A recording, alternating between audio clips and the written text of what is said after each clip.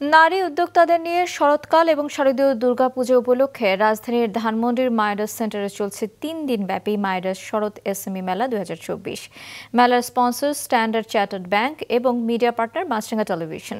মেলার উদ্বোধন করেন মাইডাসের পরিচালনা পর্ষদের পরিচালক এবং সাবেক চেয়ারম্যান পারভিন মাহমুদ এফসিএ।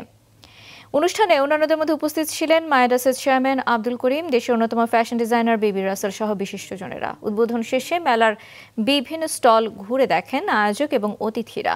তৈরি পোশাক, জুয়েলারি এবং নানা পণ্য নিয়ে মেলায় যোগ দিয়েছেন ৭২ নারী এবং যুব উদ্যোক্তা।